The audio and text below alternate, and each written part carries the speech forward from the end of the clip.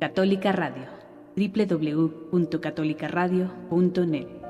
Id por todo el mundo y proclamad la buena nueva a toda la creación.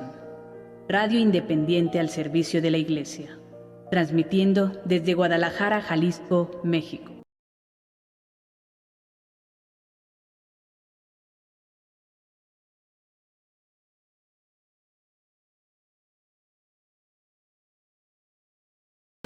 Hola Claudia, buenas tardes, ¿cómo estás? Muy bien, Gabriel, pues un gusto de nuevo estar contigo compartiendo pues este tema tan interesante, muy contenta y bueno, pues a nuestros radioescuchas un saludo, pues si gustas decirles. Sí, vamos a hablar ahorita de Cristo, quién es este hombre, es el tema pues que por aquí en el libro del manual de Cristología del Instituto de la Fe, perdón, de Escuela de la Fe, es un tema que nos gustaría platicar un poco más y bueno, sobre todo hablar de esta persona fascinante, de esta persona divina fascinante que fue Cristo Jesús. Una de las frases con las cuales me gustaría empezar es una que dice San Pablo, donde dice que Cristo es la imagen visible del Dios invisible. Esto, muchas de las veces nos hemos encontrado pues con que, digamos, el Dios puede ser, o cuando hablamos de Dios puede ser algo muy subjetivo, es decir, no concreto, pero tenemos a Cristo, y Cristo viene siendo lo que dice San Pablo muy acertadamente, es la imagen visible de este Dios que nosotros no hemos visto, ¿no? Entonces, sí me gustaría arrancar con esta oración que dijo San Pablo y platicar un poco pues de las preguntas que eventualmente nos podemos estar haciendo de quién es este hombre, quién fue Cristo, ¿no? Realmente. Entonces, lo que podemos afirmar hoy es que Cristo es una persona divina con dos naturalezas, la naturaleza humana y la naturaleza divina. Esta divinidad de Cristo está más que comprobada en los evangelios, con los apóstoles, ¿no? Hay diferentes pasajes en la Biblia, claro, que hablan de su divinidad y afirman su divinidad. Uno de los pasajes que ahorita recuerdo y que también está tanto en las escrituras como en el manual es aquella vez cuando están bautizando Juan el Bautista a Jesucristo, donde pues aparece Dios, ¿no? Y dice: este es mi hijo amado, ¿no? Lo están bautizando. Está también la paloma y está las tres personas, la paloma de alguna manera ejemplificando lo que viene siendo el Espíritu Santo, Dios Padre, cuando dice este es mi hijo amado, y bueno, Jesucristo pues cuando lo están bautizando. Claro, fíjate, Gabriel, que es interesante lo que tú comentabas al inicio, de que no solamente en los tiempos de hoy la gente se pregunta quién es ese hombre, quién es ese Cristo en que tanta gente cree, sino también en la antigüedad. De hecho, vemos justo cuando en el pasaje en Marcos 8:27, cuando nos dice que Jesús iba con sus discípulos, ¿verdad?, hasta Cesarea de Filipo, y él les hace esa pregunta a sus discípulos: ¿quién dice la gente que soy yo? Entonces, los discípulos sabían que esta pregunta estaba en el ambiente, porque la verdad es que todo el mundo se cuestionaba quién era ese hombre que perdonaba los pecados de la pecadora, de María Magdalena.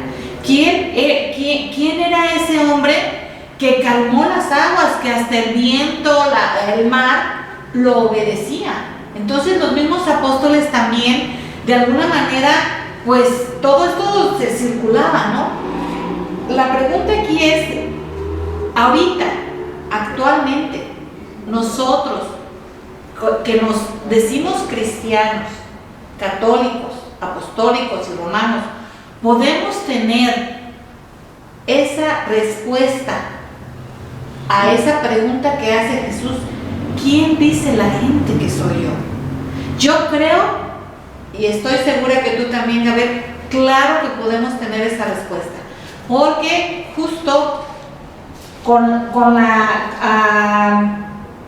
lo que Dios se revela desde la antigüedad, a través de todos sus actos, su vida, y a través del testimonio mismo de sus apóstoles, y también a través del testimonio de la misma iglesia, a través de la acción del Espíritu Santo, a través también de lo que nosotros mismos hemos experimentado y vivido en nuestra vida cotidiana, claro que podemos afirmar que Cristo es el Hijo de Dios, y Cristo es esa imagen que tú lo dices muy acertadamente de Pablo, hermosísima, es el Dios visible del Dios invisible.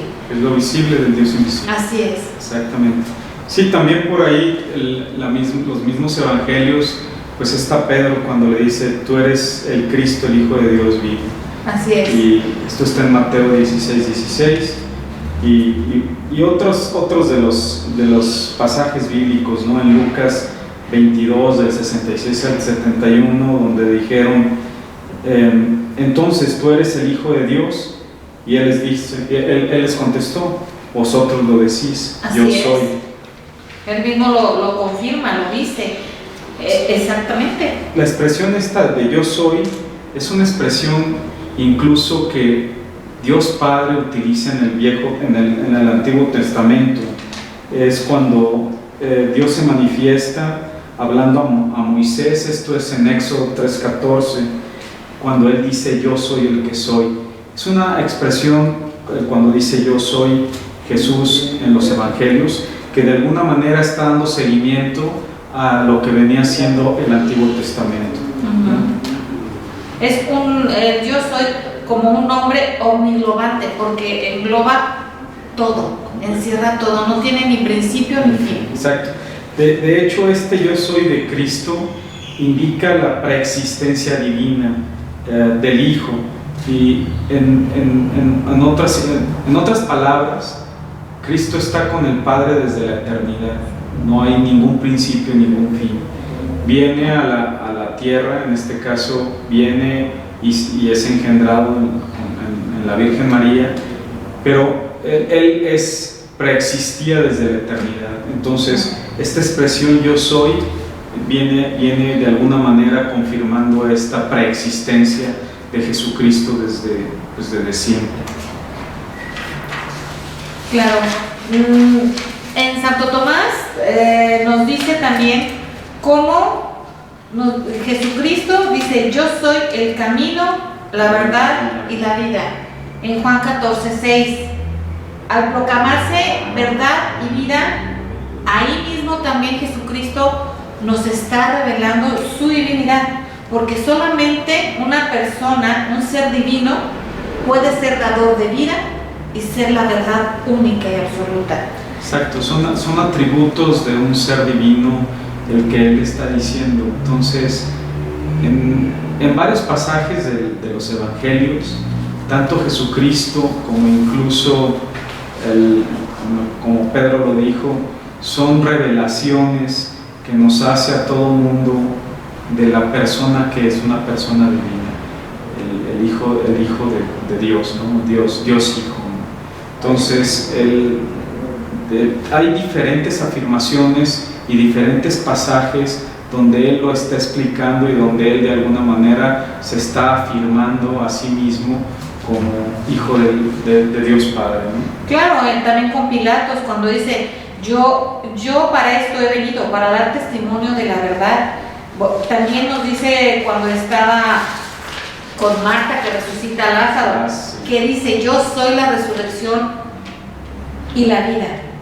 Él es la vida y por lo tanto es Dios.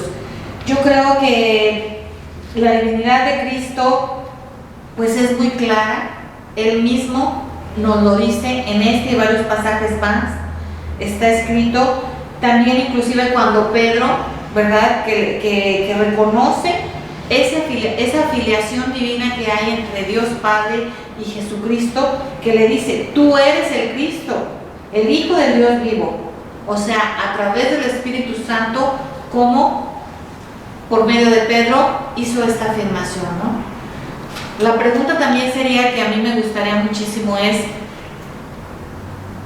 ¿qué hubo en esos hombres, en esos 12 primeros apóstoles, que, por ejemplo, los hijos de Zebedeo, Juan y Santiago, o sea, ¿qué vieron en Jesús? En ese encuentro, cuando les diga, vengan, yo los haré pescadores de hombres. Recordemos que Jesús no tenía un lugar específico donde vivir, ni qué comer, sino de lo que la gente le daba. O sea, eso no lo dicen las Escrituras, pero sería muy interesante, ¿verdad? Sí, claro. Saber qué hubo en ese contacto, su misma imagen, ese olor a santidad, que decidieron dejar todo por él. Sí, era Saqueo. Sí, ¿verdad? El que estaba en el árbol, ¿verdad? Que le dice de Saqueo, ¿qué hubo en esa mirada cuando dijo, me voy a quedar en tu casa? En tu casa, ¿no? Y cómo dijo él, si he robado, daré 4 veces más a los... Y él sabía que lo había hecho, o sea, claro. Pero ¿qué hubo en esa conversación? Porque eso no lo digo, a lo menos yo no, pero sería, o sea, yo creo que hay cosas de esa divinidad tan fuerte de Cristo, que de verdad, pues, algo pasó con esos apóstoles, con ese Saqueo, que en ese primer impacto con Jesucristo decidieron dejarlo todo por él, ¿no? Definitivamente fue una persona, estamos hablando de una persona divina, con dos naturalezas, humana y divina. Fue una persona divina que vino y transformó al mundo. Claro. Lo transformó que podemos hablar de un antes de Cristo y después de Cristo. Fue capaz de dividir la historia de la humanidad. La historia de la humanidad, si tú lees de la historia, te dice un antes de Cristo y un después de Cristo. Y sí, es un agente transformador.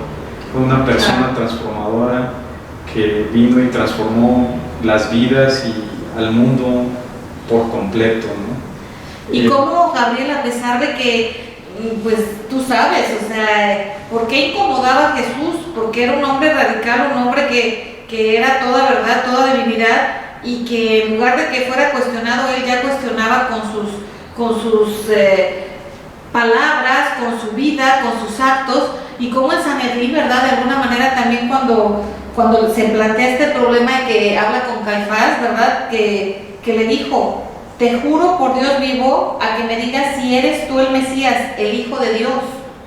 Y a esta pregunta, ¿cómo Jesús responde? Tú lo has dicho. Es decir, sí, yo lo soy. Como Jesús, aún ante ellos, vuelve a afirmar, sí, yo soy, ¿no? En Mateo 26, 63, 64. Sí, definitivamente es... ¿Sabes qué creo, Claudia? Que a veces nos olvidamos, pues, de... Tal vez tendremos que escribir estos pasajes de los evangelios y tenerlos muy presentes. Claro. Porque somos muy dados a olvidar y luego cualquiera que nos pregunte nos puede a veces a poner a dudar de nuestra fe y de la firmeza con la que debemos o la confianza que debemos de tener y de decir pues que Jesucristo es Dios y el Hijo, Él es Dios Hijo. Entonces, una de las expresiones, uno de los pasajes que a mí más me gustan acerca de la divinidad de Jesucristo es la de Juan 16:28, la que dice, salí del Padre y vine al mundo de nuevo, de nuevo dejo el mundo y me voy al Padre. Claro. Entonces aquí prácticamente nos está revelando un gran secreto. Él ya existía con Dios Padre, vino y se engendró, como ya lo sabemos, pero una vez más nos lo está poniendo con palabras muy fáciles de entender y muy claras. Entonces, las otras dos cosas que a mí me gusta recordar mucho son las teofanías. Una es cuando lo están bautizando, y que ya comenté. Esto es en Marcos 1, del 9 al 11, donde Dios Padre dice: tú eres mi Hijo, el amado, en quien tengo mis complacencias. Entonces, esa es una de las teofanías. La otra fue durante la transfiguración, donde aparecen Moisés y Elías, y entonces Dios Padre dice: este es mi Hijo amado, en quien me complazco, escuchadle. Pues nos vamos a comerciales y regresamos en un momento. Católica Radio, www.catolicaradio.net. Id por todo el mundo y proclamad la buena nueva a toda la creación. Radio independiente al servicio de la Iglesia, transmitiendo desde Guadalajara, Jalisco, México. Sí, como te comentaba Claudia, la teofanía es la manifestación de Dios. Entonces es aquí donde de alguna manera Dios Padre está también revelando pues que Jesucristo es su Hijo. Claro. Entonces está la teofanía de cuando es bautizado, está también cuando se hace la transfiguración con Moisés y Elías. Claro. Y cuando comenta pues que este es mi Hijo amado, en quien me complazco escucharle. Esto es en Mateo 17:5. Entonces, una vez más, a lo mejor tendríamos que tener estos pasajes de los evangelios como a la mano y dispuestos, y recordarnos pues que de alguna manera el mayor de los intercesores ante Dios Padre pues es Jesucristo. Claro, y en varias citas bíblicas nos muestra cómo en Marcos 1:3-8 Jesús dice: salí del Padre, es decir, se reconoce Hijo. En Juan 18:37, donde da las respuestas de Jesús ante Pilatos, donde nos dice: para esto he nacido y para esto he venido al mundo. Donde dice en Juan 16:28, también nos lo menciona: salí del Padre y vengo al mundo. A Dios nadie lo ha visto jamás. El único que lo ha visto soy yo. Así lo dice Jesús en Juan 1:1. También en Juan 17:45 dice: yo te he glorificado, Padre. Y justo en esto que tú comentabas, en estas teofanías donde Dios habla, lo escucha, y el Espíritu Santo también está presente. La divinidad entera de Dios Padre, Dios Hijo y Dios Espíritu Santo, la Trinidad está presente en esas teofanías, de manera de que no podemos de ninguna manera poder dudar de lo que escucharon y vieron los apóstoles. Así es, exactamente. Otro de los pasajes bíblicos y muy interesantes que de alguna manera Jesucristo está revelando, aparte como profeta, pues está revelando su propia pasión, es en la parábola de los viñadores, cuando dice pues que el dueño de la viña había mandado mensajeros, que en este caso vienen siendo los profetas, que se los habían matado. Entonces manda a su propio hijo, y que dice que no se atreverán a hacerle nada, y también lo asesinan. Entonces, claro, un poco estaba preparando el camino Jesucristo de alguna forma. Uno de los rasgos característicos pues para una persona divina la primera es que él mismo está diciendo que Él es su persona, lo está revelando, que Él es Dios, ¿no? Que Él es claro, Dios Hijo. Y claro, otra de las cosas es que Dios Padre mismo habla y lo dice. Otra de las cosas pues que está revelando su divinidad es que Él de alguna manera también profetiza cosas que van a suceder, ¿no? Claro. Entonces aquí en la parábola de los viñadores está un poco profetizando la pasión que le va a tocar vivir. En estos temas, una de las preguntas frecuentes puede ser pues que Jesucristo no sufrió ni tentaciones, ni de alguna manera pues las vejaciones que libró durante la pasión. Y esto no es cierto, ¿no? Jesús obviamente tuvo las tentaciones, es porque tuvo una naturaleza humana, tiene naturaleza humana y naturaleza divina, están combinadas. Entonces sí sufrió toda la pasión, obviamente la sufrió, la sintió como una persona, como cualquiera de nosotros lo hubiera sufrido. Claro. Y la otra cosa es las tentaciones, por supuesto que las tuvo. Nada más que Jesús fue semejante a nosotros en todo, menos en el pecado. Entonces, claro. De hecho, nosotros podemos decir cómo podemos tener esa credibilidad donde Jesús mismo nos dice, creer en mí. O sea, cuando Jesús se atribuye lo que es propio de Dios, habla de sí mismo como hijo del hombre. Creer en mí, sino por mis obras. Entonces, ¿cómo vemos a un Jesús que nos invita a tener fe, a creer en Él? ¿Qué es la fe? Es confianza, es creer en algo o en alguien que no vemos, que no palpamos, ¿sí? Cuyas cualidades necesitan ser demostradas. No necesitan ser demostradas, exactamente. Entonces, cuando Jesús mismo nos dice eso, creer en mí, sí, o sea, nos da varios milagros que Él realizó, que están escritos con sus discípulos. Sí, una de las virtudes teologales es la fe.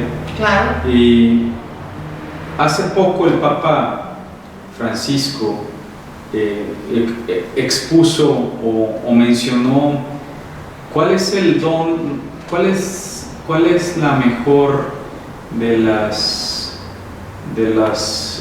lo mejor que le puedes dejar a tu hijo, la mejor herencia. ¿Cuál es la mejor de las herencias que le puedes dejar a tu hijo? Y el Papa mencionó que era la fe católica. Claro. Porque con ella, de alguna manera, pues teniendo fe, es mucho más probable que tú logres hacer acciones que luego terminen salvando tu alma. Entonces, ahorita cuando mencionas lo de la fe, que es confiar plenamente en Dios, y es muchas de las veces algo que nos cuesta a nosotros, ¿no? Entonces, Cristo mismo lo está diciendo: creed en mí, pongan su fe en mí. Entonces, creed en Dios, creed en mí. Juan 14:1.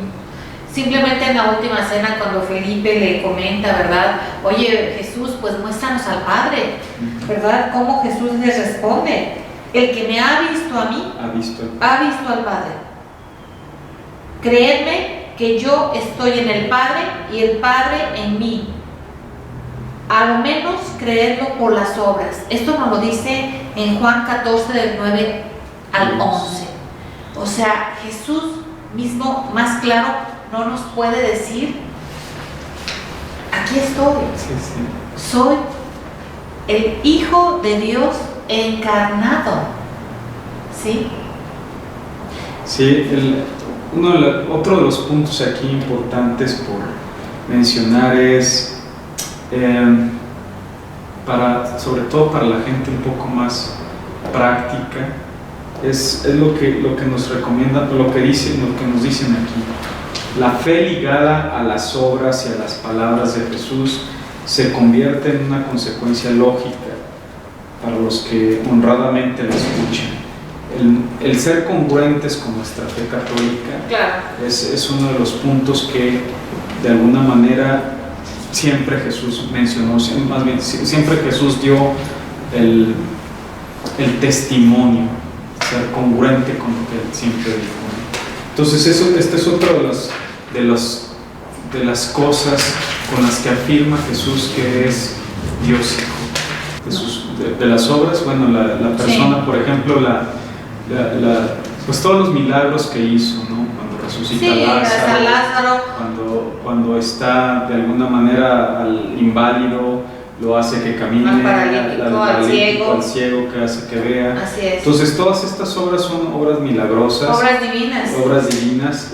La otra cosa es cuando, por ejemplo, a los apóstoles les dice que de alguna manera los demonios que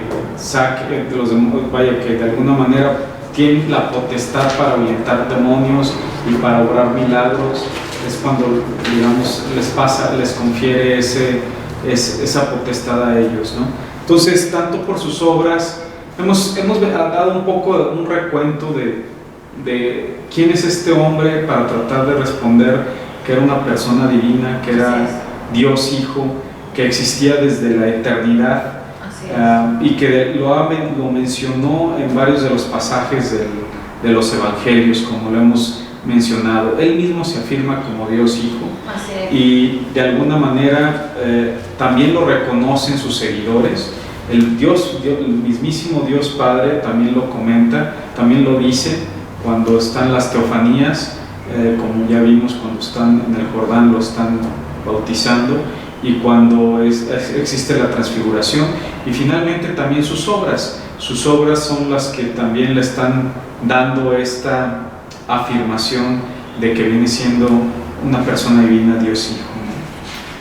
Entonces, el otro punto que también es importante mencionar es que él tiene una naturaleza humana. Claro. Esta naturaleza humana es, de alguna manera, él siente las tentaciones, él siente también lo que viene siendo los agravios durante todo lo que viene siendo su pasión.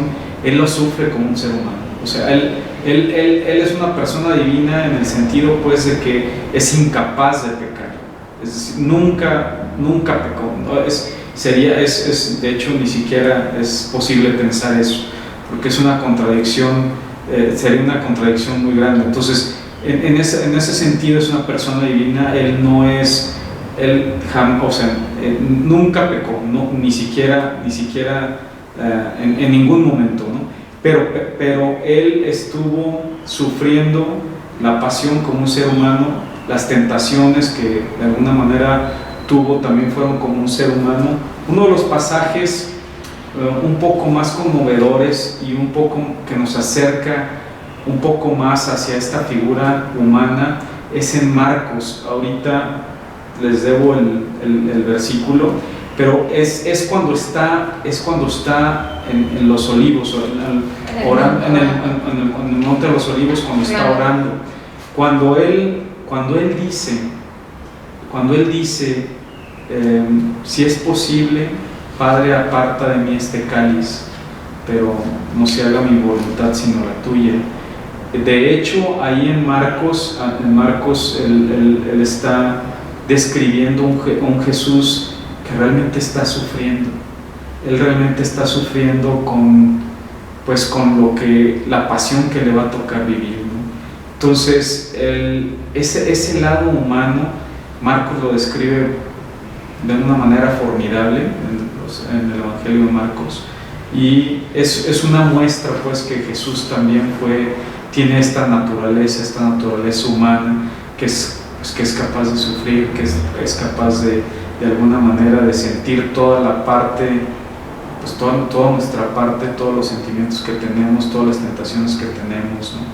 Entonces, sí, también fue una persona. Claro, de hecho, el Concilio Vaticano II justo nos lo dice precisamente como en la encarnación, justo a través, nacido de María, ¿verdad? O sea, muestra su humanidad, y cómo Jesús, a través justo de esta encarnación, se hace hijo y nos hace por medio de él a nosotros también hijos de Dios, ¿no? Porque de alguna manera también nosotros teníamos que tener, en las profecías lo dice, pero si gustan en un momento más regresamos, después de un corte, cómo a través de Jesucristo nosotros tenemos esa gracia de ser hijos de Dios, ¿no?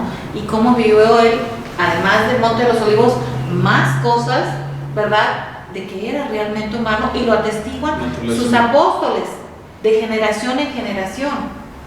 Volvemos en un momento. Católica Radio, www.catolicaradio.net. Id por todo el mundo y proclamad la buena nueva a toda la creación. Radio independiente al servicio de la Iglesia, transmitiendo desde Guadalajara, Jalisco, México. Ya estamos de regreso con ustedes, seguimos hablando aquí de Jesucristo, la persona divina, con dos naturalezas, humana y divina. Bueno, y estamos hablando, Gabriel, nos quedamos de cómo ver cómo Jesús era hombre, plenamente hombre, y lo veíamos en la encarnación, donde nos dice en Juan 1:14, y el Verbo se hizo carne y habitó entre nosotros.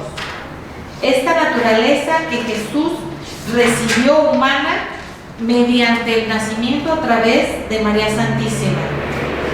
También nos dice los acontecimientos de la noche de Belén, que dio María a luz en el parto, nos lo dice en Lucas 2, 6, 7. También nos dice cómo también en el 8º día fue llevado a ser circuncidado, o sea, desde bebé era un niño normal. José y María lo trataron como lo que se debía de hacer en aquellos tiempos, ¿sí? O sea, él a los 40 días también fue presentado como primogénito. O sea, él experimentó, como tú lo mencionabas, todo: hambre, sed, dolor, todo. Y lloró, inclusive nos dice cómo los sentimientos que Jesús tenía sentimientos. Era un hombre que expresaba alegría, tristeza, indignación, admiración. Simplemente cuando lloró, por su amigo Lázaro, nos lo menciona en Lucas 9:41. Cuando tenía tristeza, lo mencionaste en el huerto de Getsemaní, que lloró, ¿verdad? Dice: triste está mi alma hasta la muerte. Lo mencionan en varios evangelistas, Marcos 14, 33, 34. También nos menciona en otro pasaje cómo Jesús admira la naturaleza. Mirad los lirios cómo crecen, ni Salomón en toda su gloria se vistió como uno de ellos. Qué hermoso es ese Jesús contemplativo. También cómo Jesús amaba profundamente a sus amigos. Era un hombre, Jesús amaba a Marta y a su hermana y a Lázaro. Nos lo dice en Juan 1:15, el valor de la amistad, del amor. Ahora también los sentimientos de amor, que dice: este es mi precepto, que os améis los unos a los otros como yo los he amado. Nos lo dice en Juan 15:12. O sea, era un Jesús tan sensible, tan humano. O sea, qué hermoso, la verdad. Y acabas de mencionar que de alguna manera Jesús expresa los sentimientos más íntimos, más humanos, claro, como la alegría, la tristeza, un poco la ira, cuando está comentando, por ejemplo, cuando dice más que ira, la indignación, claro, cuando dice y dirigiéndose una mirada airada, entristecido por la dureza de su corazón, dice al hombre: extiende tu mano. En Marcos 3:5, ¿no? También Jesús cuando entra al templo, y bueno, ahí están vendiendo cosas y comerciando cosas, claro, y que pues se molesta, ¿no? De que dice: ¿en qué han convertido la casa de mi padre?, ¿no? Entonces todas estas facetas muestran un Jesús humano, ciertamente humano como nosotros, ¿verdad? De carne y hueso, un hombre que, perdón que te interrumpa, dice: si el hombre, en Génesis 1:27 nos dice: si el hombre desde el comienzo ha sido creado a imagen y semejanza de Dios, por lo tanto, lo que es humano puede manifestar también lo que es divino. Esto es más de lo que Cristo es. O sea, ahí nos muestra precisamente la divinidad humana y cómo Cristo, a través justo de esta divinidad humana, a través de la encarnación se hace también hombre y que no están dispersas. Es esa unión, ¿verdad?, de Jesucristo. Yo creo que por eso impactaba. Yo creo que por eso cuando la gente lo veía pasar, simplemente la que sufría de las hemorragias, que con solo tocarlo, y cómo Jesús inmediatamente sentía esa energía de bloquear. ¿Quién me tocó? Entre tanta gente, ¿estás de acuerdo? Amontonados, aventones, ya me iba ahí todo el relajo. Y qué casualidad que dijo, ¿quién me tocó? ¿No? O sea, yo creo que ahí nos muestra claramente, y en muchos pasajes más, esta divinidad y esta humanidad de Cristo, ¿no? Sí. Que son uno solo, ¿no? O sea, digamos que al principio, cuando leía yo la Biblia, es una historia maravillosa. Tenemos que entender, pues, que esto es algo sobrenatural. Esto es la unión hipostática, que es la unión entre naturaleza humana y naturaleza divina para generar una persona divina. Solamente se dio en Jesucristo. Entonces es algo sobrenatural que de alguna manera viene, en este caso con nosotros aquí a la tierra, a redimirnos, ¿no? A mostrarnos el camino, además, de alguna manera a dar todas sus enseñanzas, pero sobre todo a redimirnos. Y sí, otra de las cosas también que aquí dice Lucas es que dice, lleno de angustia, un poco otra vez esta oración del Monte de los Olivos, que dice, lleno de angustia, oraba con más insistencia y sudó como gruesas gotas de sangre que corrían hasta la tierra. Entonces ahí también nos presenta este lado humano de Jesús, lo que decía antes, que está sufriendo, entonces él también está sufriendo este temor. Estoy seguro que de alguna manera había este temor, ¿no? Nada más que con toda la confianza que de alguna forma le tenía al Padre, pues de alguna manera asume el rol que le va a tocar y de alguna manera sigue la instrucción del Padre, obediente en todo momento. No, de hecho nos dice en varias escrituras cómo él, siendo de condición divina, se despoja de sí mismo, ¿verdad?, tomando la condición de siervo. Fíjate, Gabriel, ahorita que mencionas, y me llama mucho la atención cuando está en el Monte de los Olivos, acordémonos que Jesús, en su divinidad, tenía la gracia de ver todo. Entonces, tú puedes imaginarte cómo Jesús veía paso a paso todo lo que iba a sufrir y padecer en su humanidad.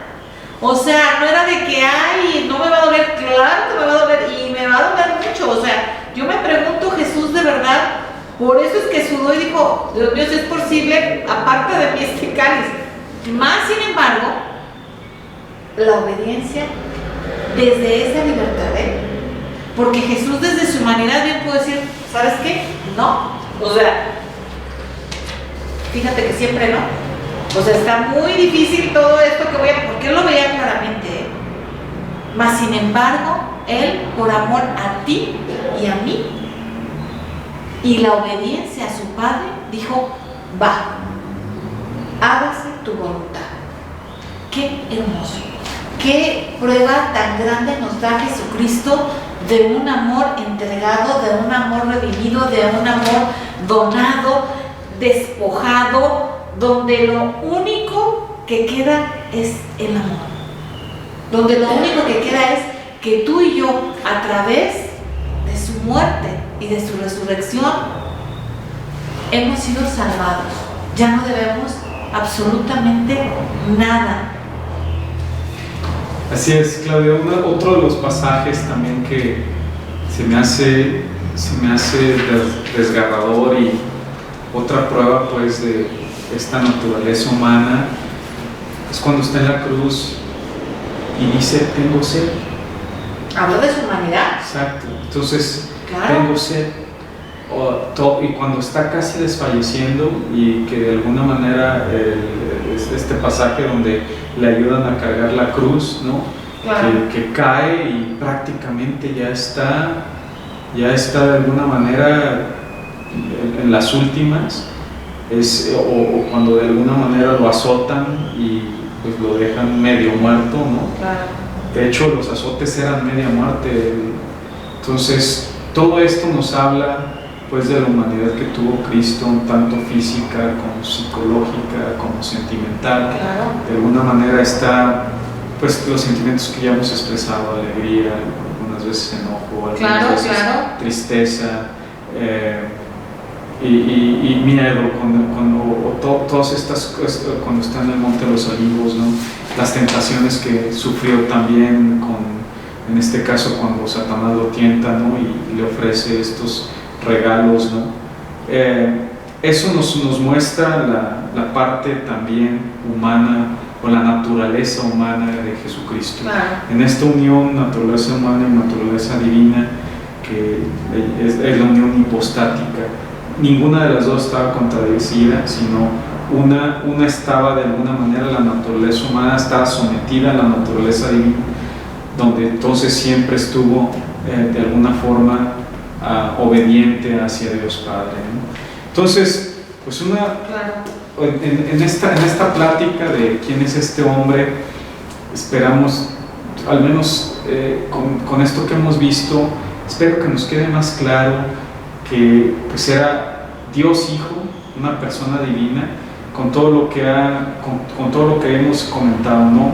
Desde que Él se está asumiendo como Dios Hijo, al estarlo mencionando, varios de los evangelios, como ya lo hemos platicado, lo comentan, lo dicen, y luego de alguna manera está el mismo Dios Padre en las teofanías, en las dos que hemos mencionado, y luego están los hechos o los milagros que de alguna manera Él realizó. Eso es la parte divina de Jesucristo. Claro. Y está esta otra parte, la parte humana, y hemos de alguna manera, como lo mencionan los evangelios, que ya lo hemos platicado aquí, con la psicología, con las partes emocionales y también la parte física, ¿no? Es un Cristo que también sangra, es un Cristo que también padece, es un Cristo que de alguna manera muere y resucita, ¿no? Pero muere en la cruz, ¿no? Y resucita al tercer día, ¿no? Así es. Entonces todo esto nos está hablando de las dos naturalezas, divina y humana, y al final de cuentas Él es una persona divina. Fíjate, entender la profundidad de verdad de este misterio, de esta unión hipostática de la divinidad y el ser hombre de Jesucristo, yo creo que es un misterio que bueno, es una gracia de Dios poderlo realmente entender y tener esa fe. Es un misterio donde Santo Tomás, inclusive, acordémonos, se me viene a la memoria cuando resucita, ¿verdad? Que quiere meter sus manos en la llaga. A ver, si eres tú, déjame meter las manos en la llaga, ¿verdad? Reconocer, no lo creía. Entonces, reconocer esa divinidad, porque solamente una persona que muere, que está viva y muere, puede resucitar. Sí. Entonces, ahí nos demuestra claramente, para empezar, esta unión divina y humana. Entonces, cuando Santo Tomás, al tocar su llaga, entonces él ahí reconoce esta humanidad que es asumida por Cristo en su divinidad, ¿no? Donde le dice: acerca aquí tu dedo y mira mis manos, trae tu mano y métela a mi costado, en Juan 20:27. La pregunta ahorita sería, tú y yo ya hemos escuchado muchas veces, no es nada nuevo lo que hemos hablado de todos los pasajes, de sus milagros, de la transfiguración, de la encarnación. Ya hemos tenido de alguna manera un proceso en ese conocimiento de Cristo, de quién es Cristo, e inclusive hemos tenido experiencias donde Cristo se ha hecho presente en mi vida, en tu vida, Gabriel, y de muchos de los que nos están escuchando y viendo. Así es. Entonces, ¿qué estamos esperando? La pregunta sería, ¿qué estamos esperando para imitarle? Porque Jesús lo dice, yo soy el camino, la verdad y la vida. Nadie va al Padre si no es a través de mí. Y lo dice en la palabra de Dios, como Dios, a través de esta redención de Jesucristo, dice, por lo cual Dios lo exaltó y le otorgó un nombre sobre todo nombre, para que el nombre de Jesús toda rodilla se doble en los cielos, en la tierra, en los abismos, y toda lengua confiese que Cristo Jesús es Señor, para la gloria de Dios Padre. En Filipenses 2, del 9 al 11. Entonces, realmente queremos nosotros esa salvación a ser aceptada, porque acordémonos, Jesucristo a través de esa redención nos salvó, y gracias a esta redención Jesús, recordémonos, nos hace hijos de Dios Padre a través de Él. Queremos realmente esa salvación, queremos realmente, ya sabemos el camino, el amor, la entrega, la donación. ¿Y qué estás haciendo tú? ¿Qué estoy haciendo yo realmente? Porque realmente esta salvación llegue a todo el mundo. De acuerdo, Claudia, al final del día, pues yo creo que el corolario, la conclusión debe ser, una vez que ya conocemos quién es este hombre, quién es Cristo, nos tocaría de alguna forma concluir o comprometernos con Él. Claro. Al saber pues que es Dios Hijo, que viene a redimirnos y que de alguna manera viene a mostrarnos el camino de la salvación, pues es seguir. Claro, porque ese cuentito de que, ay, no, sí, qué padre, no, pues, qué bien, vino, sí, nos ama muchísimo, un montón, porque, híjoles, está clavado en la cruz y todo. Pero a ver, ¿qué estás haciendo tú? Sí, ¿Qué estoy haciendo yo? O sea, podemos poner miles de pretextos, Gabriel, aterrizando en la vida cotidiana. Somos padres, somos esposo, esposa, trabajamos, pero ¿qué estamos haciendo nosotros para que, como Jesucristo, decir que no se haga mi voluntad sino la tuya, Padre? Hágase desde nuestra libertad. Recordemos que Dios Padre quiere que por amor y por gratuidad realmente le demos a conocer esta salvación a todo el mundo. Tenemos una muy buena oportunidad. Ahora se vienen la Cuaresma, Semana Santa, las misiones. Hagámoslo con ese amor, con esa entrega. Realmente vivamos de nueva cuenta, pero en carne propia, no desde fuera como qué bonito cuentito.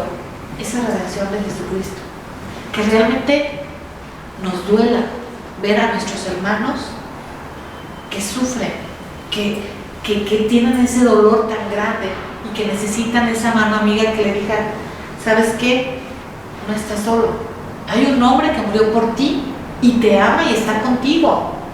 Y que con tu vida, con mi vida, Gabriel, podamos realmente ser ese testimonio, ¿no? Ese testimonio de que Cristo está vivo. No murió, sigue vivo. Y quiere seguir vivo en ti, en mí, en todos. Pero para eso necesitamos justo esa unión perfecta que hay en Jesucristo con la Trinidad. Esa unión que decíamos, Gabriel, tan hermosa en el tema pasado, esa unión esponsal que hay entre Dios Padre, Dios Hijo, Dios Espíritu Santo, todo un dinamismo que hay a través de esta acción del Espíritu Santo. Si nosotros nos dejamos guiar por el Espíritu Santo, ¿sí? Somos el Hijo. Pongámonos, no sé, ahorita se me vino a la mente, ponernos, aquí está el Padre, aquí estoy yo, pongámonos cada uno. Aquí está Gabriel, aquí está Pedro, aquí está Juan, aquí estamos. Entonces dejemos que esa acción del Espíritu Santo realmente se mueve en nosotros. Realmente desde esa libertad como Jesucristo lo hagamos vida. Y sí se puede. Cristo vino a decirnos, sí se puede. Este es el camino. Sí se puede vivir, este es el camino. Yo soy libre. Despójate de toda tu soberbia, tu orgullo, tu vanidad, tus falsas creencias, de tu pereza. ¿De cuántas cosas no nos podemos despojar, Gabriel? A ver, diles. Diles. No, es que bueno, ya, ¿sabes? O sea, somos una joyita de una, ¿cómo dicen? Un estuche de monerías, ¿no? O sea, ¿de cuántas cosas no hay que despojarse, Gabriel? De muchísimas. Yo diría con lo que quisiera concluir es que bien, Jesucristo es Dios Hijo. Hemos dado varios de los comentarios que hemos dicho basados en los evangelios, de alguna manera comprobando esta conclusión. Nos invita Jesucristo a seguirle, nos marca un camino. Claro. Y nos dio la redención, nos marca un camino y de alguna manera nos enseña de alguna forma a amarnos los unos a los otros, que viene siendo la síntesis con lo que Él trabaja. Pues sí, yo nada más quiero terminar eso.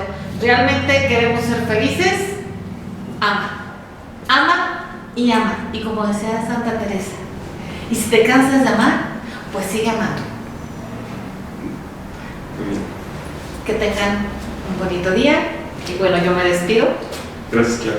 Gracias, Gabriel, por estar una vez más conmigo. Y pues que tengan una bonita tarde. Gracias. Adiós. Hasta luego.